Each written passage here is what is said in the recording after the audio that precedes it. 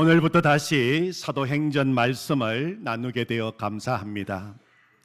사도행전은 예수님의 정인들의 이야기입니다. 사도행전 전체 요절 말씀이 사도행전 1장 8절 말씀입니다.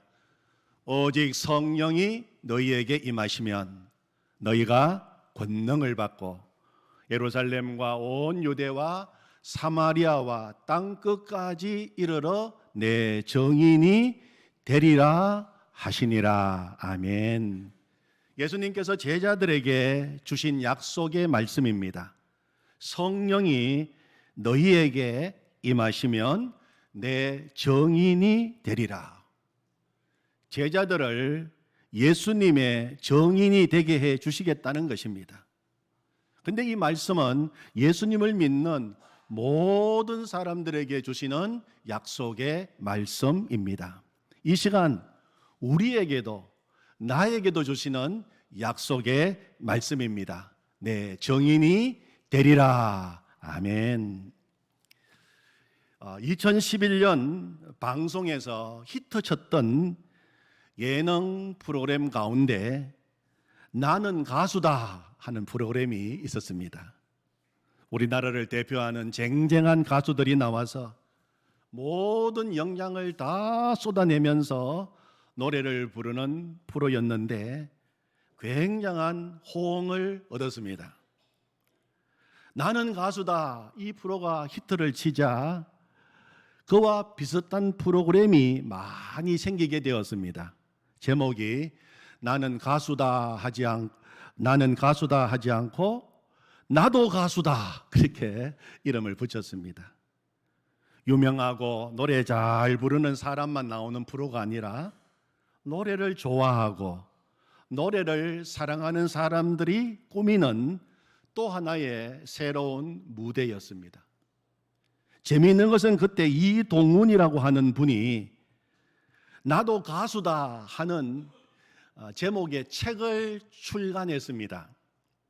가수가 되기를 원하고 지망하는 사람들을 위해서 실제적으로 도움을 주기 위해서 낸 책입니다. 그 책을 보면 제1파트에서 이렇게 시작합니다. 세상에 소리쳐라 나도 가수다 그렇게 시작돼요. 그러면서 그 밑에 이렇게 적어 놓았습니다. 가수가 되기에 여러분은 지금 너무 늦은 나이도 너무 이른 나이도 아닙니다. 그렇게 적어 놓았습니다. 그 책을 읽으면서 복음의 정인도 마찬가지라는 생각을 하게 되었어요.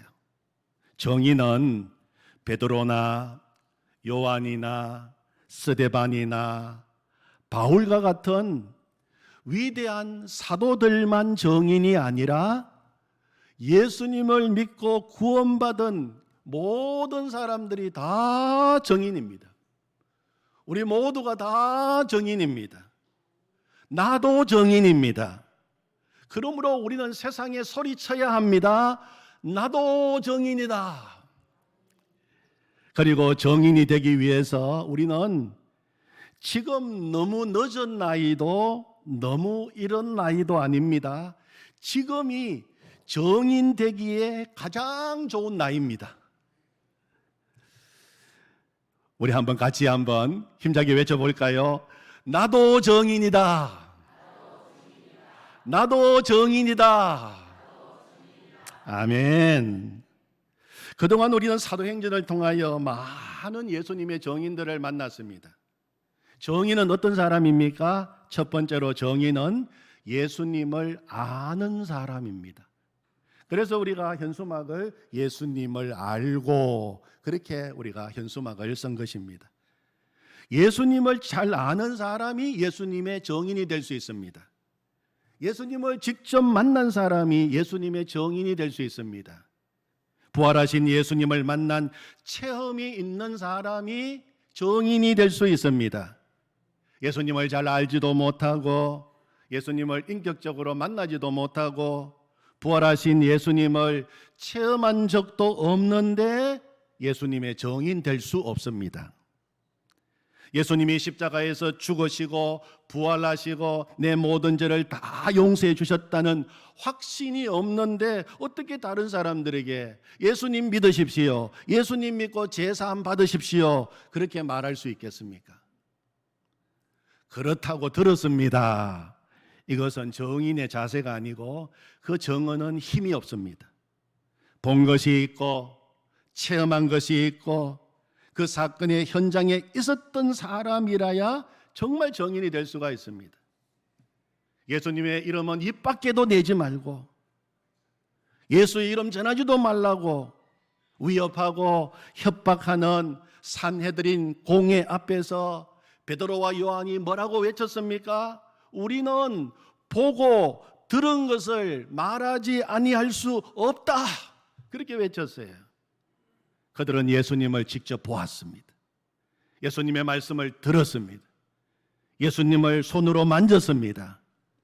그래서 그들의 정언은 힘이 있었어요. 환난도 그들의 정언을 막을 수 없었습니다. 정인은 예수님을 알아야 합니다. 두 번째, 정인은 예수님을 전하는 사람입니다.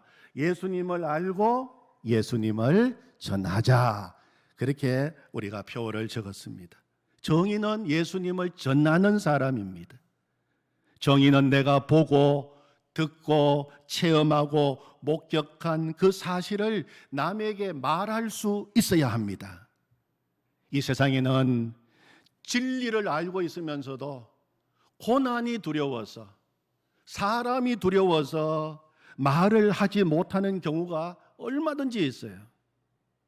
많은 그리스도인들이 예수님을 믿고 있습니다. 예수님에 대한 신앙 고백도 합니다. 예수님의 은혜를 체험도 했습니다. 그러나 그것을 사람 앞에서 담대하게 말하는 사람은 아주 적습니다. 예수님은 우리에게 말하라고 요구하셨습니다. 마태복음 10장 32절에 보면 누구든지 사람 앞에서 나를 시인하면 말하라는 것입니다. 나도 하늘에 계신 내 아버지 앞에서 그를 시인할 것이요, 누구든지 사람 앞에서 나를 부인하면 나도 하늘에 계신 내 아버지 앞에서 그를 부인하리라, 그렇게 말씀하셨습니다. 정인은 내가 알고 있고 내가 만난 예수님을 전하는 사람입니다. 세 번째로, 정인은 자기가 알고 있는 그 진리, 그 정언을 위해서 고난받을 각오가 되어 있는 사람입니다. 정인은 헬란말로 마르투스라고 이야기합니다. 이 마르투스라고 하는 말의 의미는 순교자입니다. 순교자. 진리를 전가하는 일을 위해서라면 핍박도 기꺼이 받고 고난도 받을 각오가 되어 있는 사람이 정인이라고 하는 것입니다.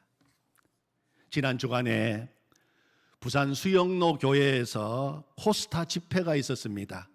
그때 한 강사님이 나오셔서 하신 말씀을 들었습니다. 어떤 목사님이 청소년 집회에 말씀을 전하러 갔습니다. 그런데 그 말씀 들으려고 앉아있는 청소년들의 자세가 영 마음에 안 들었어요. 고개를 숙이고 있는 아이도 있고 그냥 아주 뒤에 기대고 있는 아이도 있고 아예 눈을 감고 자는 아이도 있고, 그래서 목사님께서 그 아이들을 보고 큰 소리를 질렀어요. 자세 똑바로 해. 그렇지 않으면 너희들 다 나처럼 목사 될 거야. 이렇게 이야기했어요. 아마 이 목사님이 청소년 시절에 제대로 신앙생활 잘하지 않고 있다가 예수님을 인격적으로 만나서 목사가 되신 분인 것 같아요. 너희들 자세 똑바로 해. 그렇지 않으면 다 나처럼 목사 될 거야. 그랬더니 아이들이 다 자세를 똑바로 해가지고 그렇게 말씀을 들었다는 것입니다. 아이들도 목사가 힘든 줄 안다는 겁니다. 목사 되면 힘들고 목사 되면 어렵고 그 길이 정말 너무 어려운 길인 줄 다 알고 있다는 것입니다. 여러분, 그런데 목사의 길만 힘들고 어려운 길이겠습니까? 정인의 길도 어렵고 힘든 길이에요. 정인이 된다는 것 정말 영광스러운 것입니다. 정말 복된 길입니다. 세상이 주지 못하는 기쁨을 누릴 수 있는 길입니다. 그렇지만 동시에 그 길은 고난의 길입니다. 고난을 각오해야 하는 것입니다. 여러분, 오늘 22절에 보면 바울 사도가 제자들에게 이야기합니다. 예수님 믿고 있는 제자들에게 말하기를 22절 뒷부분에 보면 우리가 하나님 나라에 들어가려면 많은 환난을 겪어야 할 것이라. 우리가 자신을 포함해서 예수 믿는 사람들이 예수님의 정인의 삶을 살기 위해서는 많은 환난을 겪어야 할 것이니라. 그렇게 권면했어요. 정인이 누굽니까? 정인은 환난도 기꺼이 감당하겠다는 그 각오로 나선 사람이 정인입니다. 정인은 예수님을 알고 예수님을 전하고 고난도 기꺼이 받는 사람이 정인입니다. 그리고 한 가지, 오늘 읽은 말씀을 통해서 알게 되는 또 한 가지 정인은 하나님께 영광 돌리는 사람이 정인입니다. 하나님께 영광 돌리는 사람입니다. 바울과 바나바가 루스드라에 가서 복음을 전했습니다. 근데 그곳에 나면서부터 한 번도 걷지 못한 사람이 있었어요. 그에게 구원받을 만한 믿음이 있는 것을 보고 바울 사도가 큰 소리로 외쳤습니다. 네 발로 바로 일어서라. 그러자 그 사람이 그 자리에서 벌떡 일어나는 기적이 일어나게 되었어요. 얼마나 놀라운 기적입니까? 태어나서 지금까지 한 번도 걸어본 적이 없는 사람이 바울이 일어나라 선포하니까 벌떡 일어나서 걷게 되었으니 그 도시의 사람들, 이 루스드라에 살고 있는 사람들이 다 깜짝 놀라게 된 것입니다. 이 놀라운 기적을 본 사람들이 신들이 하늘에서 내려온 것이다, 그렇게 외쳤어요. 그리고 제우스 신당의 제사장이 소를 끌고 오고 화환을 가지고 와서 그 발 앞에 제사를 드리려고 했어요.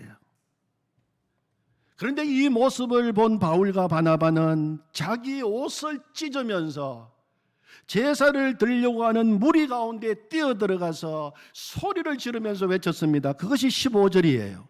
이르되 여러분이여 어찌하여 이런 일을 하느냐? 우리도 여러분과 같은 성정을 가진 사람이라. 여러분에게 복음을 전하는 것은 이런 헛된 일을 버리고 천지와 바다와 그 가운데 만물을 지으시고 살아계신 하나님께 돌아오게 함이라. 자신을 신격화하고 자신들에게 제사를 드리려고 하는 그 사람들을 향하여 옷을 찢었어요. 옷을 찢었습니다. 성경 주석을 보면 여기에서 옷을 찢는 행위는 극도의 불쾌감을 표시한 것이다, 그렇게 주석해 놓았어요. 사람을 신으로 숭배하는 일을 신성모독이라고 생각하고 극도의 불쾌감을 표시한 것이다. 그런데 여러분 한번 생각해 보십시오. 사실 이게 불쾌한 일입니까? 엉거니 기분 좋은 일 아닙니까? 남이 나를 알아주고 인정해주고 모두가 다 주목하고 지금 신이라고 떠받치고 그렇게 경배까지 하려고 하니 엉거니 기분 좋은 일 아닙니까? 그런데 바울 사도는 자신이 하나님께로 돌아갈 영광을 가로채는 일이 그 어떤 일보다도 큰일 날로 여긴 것입니다. 자신을 신으로 높이며 절하려고 하는 그 사람들에게 바울은 옷을 찢으면서 이렇게 외칩니다. 우리도 여러분과 같은 성정을 가진 사람이라. 여기서 성정의 원래의 뜻은 인간의 재성과 인간의 연약성을 말할 때 쓰는 단어예요. 무슨 말입니까? 나도 당신들처럼 죄인입니다. 나도 당신들처럼 연약한 인간입니다. 한순간도 하나님의 은혜 없이는 살 수 없고 주님이 붙들어 주시지 아니하시면 넘어질 수밖에 없는 연약한 인생입니다. 이 일은 우리가 한 일이 아닙니다. 주님께서 하신 일입니다. 주님께 영광 돌려야 합니다. 바울은 하나님께 영광을 돌렸어요. 이것이 정인입니다. 바울의 모든 범사가 그랬습니다. 오늘 26절 이하에는 바울과 바나바가 제1차 전도 여행을 마치고 그들이 파송받은 안디옥 교회로 돌아가게 됩니다. 그리고 선교 보고하는 모든 성도들 앞에서, 모든 교회 앞에서 선교 보고하는 내용이 오늘 기록되어 있어요. 학자들은 이 바울과 바나바의 1차 전도 여행 기간이 약 2년 4개월이었다고 합니다. 2년 4개월 동안 제1차 전도 여행을 한 것입니다. 그 긴 전도 여행을 마치고 안디옥에 돌아가서 성도들을 반갑게 만나서 선교 보고할 때 얼마나 하고 싶은 이야기가 많았겠습니까? 선교하면서 얼마나 많은 고생도 했고 얼마나 많은 수고도 했습니까? 날 때부터 걷지 못한 사람을 일으키는 기적도 일어났습니다. 그러다가 돌에 맞아 거의 죽은 상태로 내버려졌다가 다시 살아나지 않았습니까? 그런데 바울과 바나바는 선교 보고하면서 오직 하나님이 하신 일만 드러내고 있어요. 27절을 보십시오.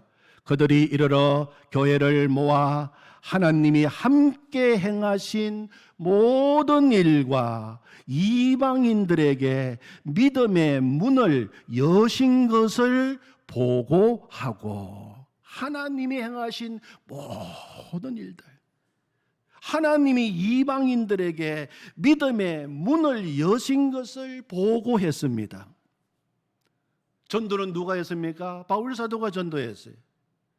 바울 사도가 자신들이 나가서 전도했지만 우리가 한 거 아닙니다. 다 하나님이 하셨습니다. 전도할 때 기사와 이적도 많이 일어났습니다. 그러나 우리가 한 것이 아닙니다. 다 하나님이 하신 것입니다. 더 놀라운 사실은 이방인들의 마음의 문이 열리고 그들이 복음을 받아들이고 하나님의 자녀가 되는 강력한 역사가 일어났는데 우리가 한 거 아닙니다. 오직 하나님이 하신 것입니다. 부족한 우리들을 불러서 써주신 것만으로도 너무 감사합니다. 바울과 바나바 정인 선교 보고는 모든 영광을 다 하나님께 올려드리는 보고였어요. 여러분, 정인이 누굽니까? 모든 것이 하나님의 은혜인 줄 아는 사람이 정인이에요. 나의 나 된 것은 하나님의 은혜입니다. 그리고 모든 영광을 다 하나님께 돌리는 사람이 진짜 정인입니다. 자, 그러면은 이렇게 예수님의 정인된 사람, 어떻게 그 정인의 사명을 감당할 수 있었을까요? 정인의 사명을 감당하는 자세 3가지가 오늘 3절에 나오고 있습니다. 요절 말씀인데 우리 같이 한번 읽어보겠습니다. 3절 시작.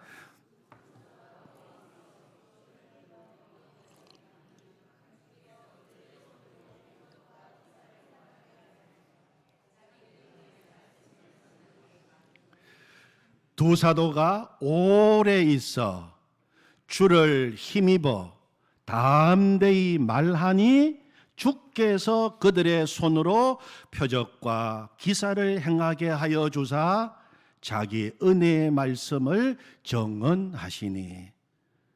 정인된 사명 감당하는 자세, 첫 번째 뭡니까? 오래 있어. 두 번째, 주를 힘입어. 세 번째, 담대히 말하니. 그러니까 주님께서 표적과 기사가 일어나게 해주시고 이 정인들이 하는 말 주님께서 직접 정언해 주시고 그것을 확인시켜 주시고 역사가 일어나게 하셨다는 것입니다. 정인의 3가지 자세, 첫 번째, 오래 있어. 오래 있어. 바울과 바나바는 이고니온 유대인의 회당에 들어가서 복음을 전했어요. 그 복음을 듣고 많은 유대인, 헬라인들이 주께 돌아오게 되었습니다. 그것이 1절 말씀에 기록되어 있어요. 그런데 여러분 기억하시기 바랍니다. 복음을 전하면 항상 2가지의 반응이 나타납니다. 복음을 전할 때 그 복음을 받아들이는 사람들이 있어요. 반드시 있습니다. 복음을 전하면 그 복음을 기쁨으로 받아들이는 사람이 있어요. 하나님이 준비하신 영혼들입니다. 그런데 반면에 복음을 전하면 그 복음을 반박하고 비방하고 배척하고 박해하는 사람들이 반드시 있다는 것입니다. 이상한 일 아니에요. 오늘 이고니온에서 그런 일이 일어났어요. 복음을 전할 때 많은 사람들이 복음을 받아들이고 주님께 돌아왔지만 반대하고 거부하는 사람들도 만만치 않았습니다. 2절을 보십시오. 그러나 순종하지 아니하는 유대인들이 이방인의 마음을 선동하여 형제들에게 악감을 품게 하거늘. 5절에 보면 이방인과 유대인과 그 관리들이 두 사도를 모욕하며 돌로 치려고 달려더니 돌로 치서 죽이려고 했어요. 이고니온 복음을 전할 때 받아들인 사람도 있었지만 환영해 주지 않고 도리어 모욕하고, 그리고 이제는 아주 죽이려고 돌로 치려고 달라들고 있으니, 여러분 이런 곳에 하루라도 더 있고 싶은 생각이 있겠습니까? 죽이려고 하는데 누가 오래 있으려고 하겠습니까? 그런데 그들은 오래 있었어요. 오래 있었어요. 언제까지 있었습니까? 주님께서 있으라 할 때까지 있었어요. 여러분, 오래 있는 것이 얼마나 있는 것이 오래입니까? 주님께서 있으라 할 때까지 있는 것이 오래 있는 것입니다. 이유는 무엇입니까? 복음 전하기 위하여. 복음 전하기 위하여. 정인의 자세는 오래 있어야 돼요. 두 번째가 뭡니까? 정인의 자세는 주를 힘입어입니다. 바울과 바나가 그런 핍박과 환난과 수치와 모욕 가운데서도, 죽음의 위협 앞에서도 오래 있을 수 있었던 이유는 주를 힘입었기 때문입니다. 바울이 참고 견디고 인내할 수 있었던 것은 자신의 능력으로 된 것도 아닙니다. 주를 힘입어 되었다는 것입니다. 주님 주신 힘으로 되었다는 것입니다. 정인의 사명은 내 힘으로 감당할 수 없습니다. 주님의 힘을 힘입어서 감당할 수 있는 것입니다. 그래서 바울 사도는 우리가 오늘 함께 교독했던 교동문 고린도후서 4장에서 이렇게 고백했어요. 우리가 이 보배를 질그릇에 가졌으니 이는 심히 큰 능력은 하나님께 있고 우리에게 있지 아니함을 알게 하려 함이라. 우리가 누굽니까? 질그릇입니다. 연약한 존재예요. 쉽게 깨어집니다. 그러나 우리 속에 보배이신 주님이 계신다는 것입니다. 능력은 누구에게 있습니까? 능력은, 심히 큰 능력은 우리 안에 계시는 주님께 있는 것입니다. 그 주님을 힘입을 때 사방으로 우겨쌈을 당하여도 쌓이지 아니하고, 답답한 일을 만나도 낙심하지 아니하고, 박해를 받아도 버림받지 아니하고, 거꾸로 트림을 당하여도 망하지 않을 수 있게 되는 것입니다. 예수님의 정인, 복음의 정인은 주를 힘입어입니다. 세 번째 정인은 어떻게 해야 된다고요? 담대히 말하니. 담대히 말해야 돼요. 정인은 담대해야 됩니다. 전도는 담대하게 해야 됩니다. 전도는 다른 사람의 영혼을 살리는 일인 동시에 내가 사는 길이기 때문이에요. 내가 사는 길입니다. 저는 옥하는 목사님께서 사랑의 교회, 서울 사랑의 교회를 담임하고 계실 때 사랑의 교회에서 실시한 전도 세미나에 참석한 적이 있었습니다. 아주 특별한 세미나였어요. 지금도 생생하게 기억나는 세미나입니다. 사랑의 교회에서는 해마다 영적 대각성 전도 집회를 실시하고 있습니다. 그 영적 대각성 전도 집회를 실시하는 기간 중에 이 세미나가 열렸어요. 사랑의 교회에서 합숙을 하면서 그 전도 집회 처음부터 끝까지 다 참석하고 그 중간중간에 세미나도 겸한 그런 전도 세미나였습니다. 옥하는 목사님께서 세미나를 인도하시면서 사랑의 교회에서 해마다 태신자 전도 집회를 하는데 그 이름을 영적 대각성 전도 집회라고 붙인 이유를 설명해 주셨어요. 전도는 믿지 않는 영혼들을 작정하고 그들을 품고 기도하며 기어이 예수님께로 인도하는 일이지만 그 이전에 전도는 영적으로 잠자고 있는 성도들을 깨우고 각성시켜서 영적 부흥을 일으키는 운동입니다. 그래서 전도 집회 이름을 영적 대각성 전도 집회 앞에 영적 대각성을 붙였습니다. 그렇게 설명을 해 주셨어요. 정말 그렇습니다.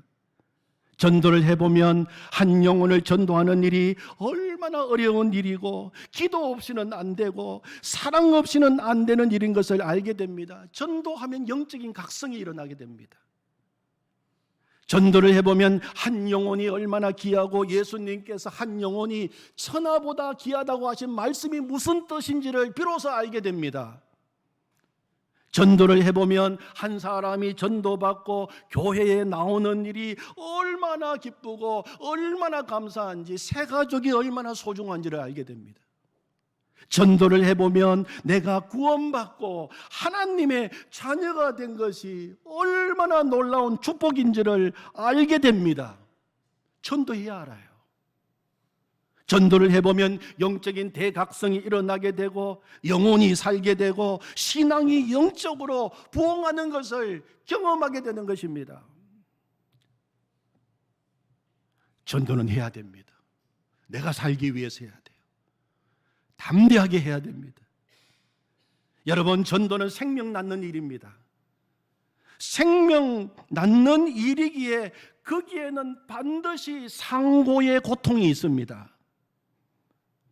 상고의 고통도 있지만 왜 자녀를 낳고 또 낳습니까? 상고의 고통보다도 자녀를 얻는 기쁨이 더 크기 때문이 아니겠습니까? 오늘 본문의 바울이 루스드라에 가서 복음을 전하다가 돌에 맞아서 죽게 되었어요. 정말 사실은 죽은 목숨이에요. 유대인들은 돌에 맞아 피투성이가 된 바울이 죽은 줄 알고 그를 시외로 끌어내 던져버렸다고 이야기하고 있습니다. 19절에 보십시오. 유대인들이 돌로 바울을 쳐서 죽은 줄로 알고 시외로 끌어내치니라. 돌을 들고 바울을 치고 유대인들이 이 돌에 맞은 피투성이 된 바울이 죽은 줄 알고 시체를 그를 끌어와서 내던져 버렸어요. 그런데 하나님이 살려주신 것입니다. 아직도 감당해야 될 사명이 있으니까 살려주신 것이죠. 그런데 여러분, 이 루스드라 바울이 피투성이가 되어서 복음을 뿌리다가 그렇게 겨우 살아난 거기에서 누가 전도된 줄 아십니까? 물론 수많은 영혼들이 전도받았지요. 그러나 거기에서 디모데가 전도받았어요. 디모데가 전도받았어요. 바울 사도가 내가 믿음으로 낳은 아들이라고 불렀던 디모데가 바로 그 순간에 영적으로 태어나게 된 것입니다. 디모데가 바울이 핍박과 환난 속에서 목숨 걸고 전한 그 피 묻은 복음을 전해 듣고 전도받고 예수님 믿게 되었어요. 디모데의 고향이 바로 루스드라였습니다. 사도행전 16장에 보면은 바울의 제2차 전도 여행이 나옵니다. 바울이 제2차 전도 여행을 떠날 때에도 루스드라에 가게 됩니다. 이 바로 루스드라에 가게 됩니다. 사도행전 16장 1절에 보면 바울이 더베와 루스드라에도 이름에 거기 디모데라 하는 제자가 있으니 2절에 보면 디모데는 루스드라와 이고니온에 있는 형제들에게 칭찬받는 자니. 2차 전도 여행을 갔을 때 바울 사도가 다시 제자 디모데를 만나는 장면이 기록이 되어 있어요. 디모데를 제자라고 부르고 있습니다. 성서학자들은 바울 사도가 오늘 본문에 나오는 14장 제1차 전도 여행 중에 루스드라에 가서 복음을 전했을 때 그때 디모데와 그의 가족들이 예수님을 영접하고 예수님을 믿게 되었다는 것입니다. 바울 사도가 환난과 핍박 가운데서도 복음 목숨 걸고 복음의 씨앗을 뿌렸더니 거기에서 디모데라고 하는 열매가 맺히게 된 것입니다. 바울의 동력자가 되었어요. 사도행전 7장 스데반이 순교의 피를 뿌린 자리에서 바울이라고 하는 열매가 나왔고, 바울이 목숨 걸고 뿌린 복음의 씨에서 디모데가 나오게 된 것입니다. 이것을 무엇을 말합니까? 복음의 씨를 뿌린 곳에는 반드시 열매가 있다는 것입니다. 열매를 거둘 날이 반드시 온다는 것입니다. 시편 126편 5절 6절 말씀을 우리는 이 시간 꼭 기억하기를 원합니다. 눈물을 흘리며 씨를 뿌리는 자는 기쁨으로 거두리로다. 울며 씨를 뿌리러 나가는 자는 반드시 기쁨으로 그 곡식단을 가지고 돌아오리로다. 아멘. 여러분, 추수의 때를 정하시는 분이 누구십니까? 추수 때는 하나님이 정하십니다. 하나님의 때에 거두게 하십니다. 우리는 다만 복음의 정인, 예수님의 정인되어 씨를 뿌리러 나가는 것입니다. 사랑하는 성도 여러분, 오늘 14장부터 다시 사도행전 말씀을 연말까지 하면서 28장까지의 이야기는 다 전도 이야기입니다. 여러분은 이제 매주일마다 전도 이야기 듣게 될 것입니다. 1차 전도 여행 마치고 2차 전도 여행, 3차 전도 여행, 그리고 로마까지 가서 복음을 전하는 전도 이야기입니다. 그런데 사도행전은 바울 사도가 했던 전도 여행 이야기로 끝나는 것이 아닙니다. 이제 우리가 복음의 정인이 되어서 전도 여행을 해야 한다는 것입니다. 사도행전은 28장으로 끝나지 않습니다. 그래서 우리가 현수막을 만들 때 엑처 29 제일 위에 사도행전 29를 적은 이유가 여기에 있는 것입니다. 이제 우리는 사도행전 29장을 적어야 합니다. 이제는 우리가 행복한 복음의 정인으로 사도행전 28장에 이어서 29장을 우리가 써내려 가야 하는 것입니다. 나도 정인이다 외치면서 그 정인된 사명을 감당하는 교회, 그 정인된 사명을 감당하는 거룩한 주의 백성들이 되시기를 축원합니다. 아멘. 하나님 아버지 감사합니다. 그렇습니다. 나도 정인입니다. 우리도 정인입니다. 우리를 정인으로 불러주셔서 감사합니다. 우리를 통하여 수많은 영혼들이 돌아오게 될 줄로 믿습니다. 우리를 통하여 바울의 열매가 맺히고 디모데의 열매가 맺히고 하나님 나라가 굳게 세워지게 될 줄로 믿습니다. 하나님, 사도행전은 28장으로 끝나지 않습니다. 하나님께서 우리에게 29장을 쓰라고 말씀하셨습니다. 하나님 바라옵기는 우리 칠성교회가 이제 100년이 넘은 어머니 교회인데 사도행전 29장을 쓰는 교회가 되게 하여 주시옵소서. 생명을 또 낳는 교회가 되게 하여 주시옵소서. 우리 칠성교회 모든 성도들이 사도행전 29장을 쓰는 성도들이 되게 하여 주시옵소서. 수많은 영혼들을 하나님께로 인도하는 거룩한 정인들이 되게 하여 주시옵소서. 예수님의 이름으로 기도하옵나이다. 아멘.